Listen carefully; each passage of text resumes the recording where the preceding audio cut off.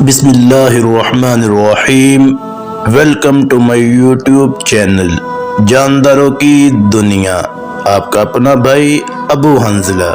آج میں اپنے بھائیوں کو حضرت علی رضی اللہ تعالیٰ عنہ کی شہادت کیسے ہوئی یہ مکمل واقعہ سناؤں گا، لیکن اس سے پہلے کہ ہم اپنے واقعے کی طرف بڑھیں، اپنے تمام بہن بھائیوں سے ایک ہی درخواست ہے کہ میرے چینل کو سبسکرائب کر دیں، ویڈیو کو واچ کریں، لائک شیئر اور کمنٹ ضرور کریں۔ اللہ آپ سب کا حامی اور ناصر ہوں۔ تو چلو بڑھتے ہیں اپنے اس واقعے کی طرف۔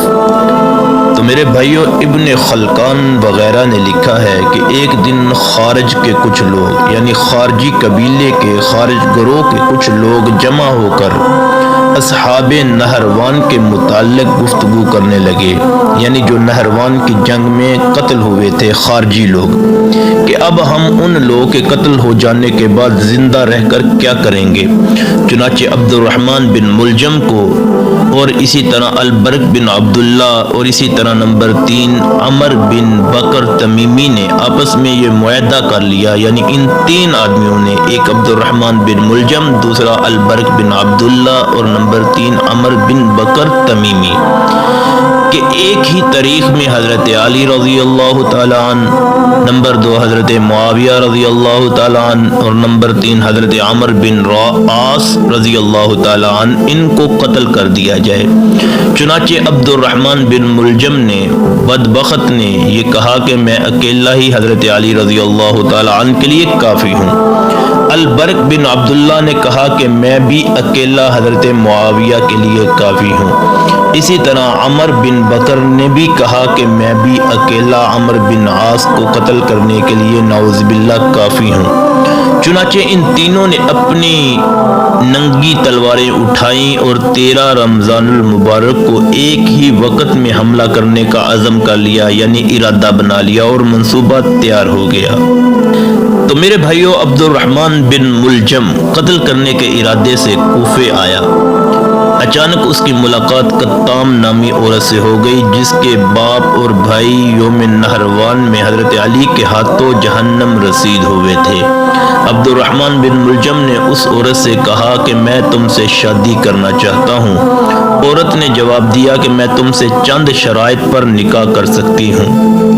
تو اس عورت نے کہا کہ میری پہلی شرط یہ ہے کہ میرے بطور مہر کے 3000 درہم ہو، خدمت کے لیے غلام اور علی رضی اللہ تعالی عنہ کا قتل ہو۔ یہ اس نے 3 شرائط رکھی۔ ابن ملجم نے کہا کہ میں حضرت علی کو کیسے قتل کر سکتا ہوں؟ عورت نے کہا کہ دھوکے سے قتل کر دو۔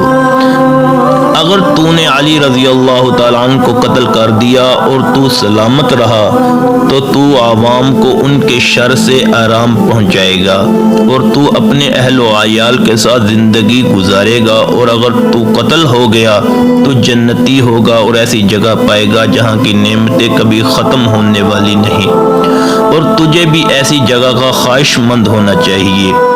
ابن ملجم نے کہا کہ میں کوفہ حضرت علی کو قتل کرنے کے لیے آیا ہوں۔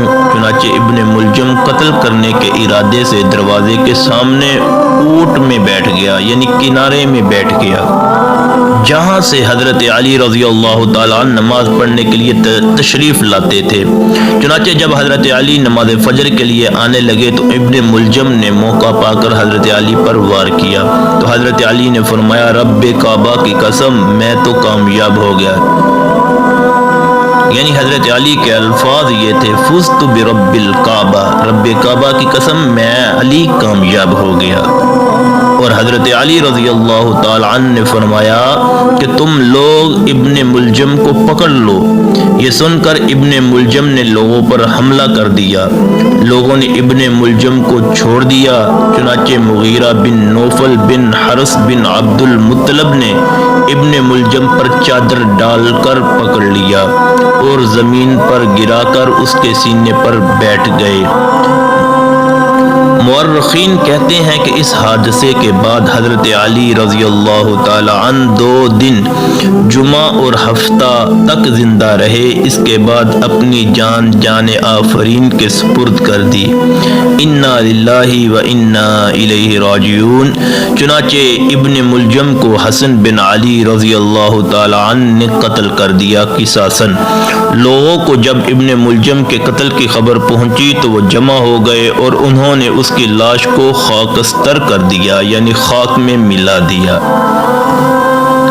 تو میرے بھائیوں، کیسا لگا آپ کو یہ واقعہ؟ اگر اچھا لگا ہے تو ویڈیو کو لائک کر دیں، شیئر کر دیں اور کمنٹ کر دیں۔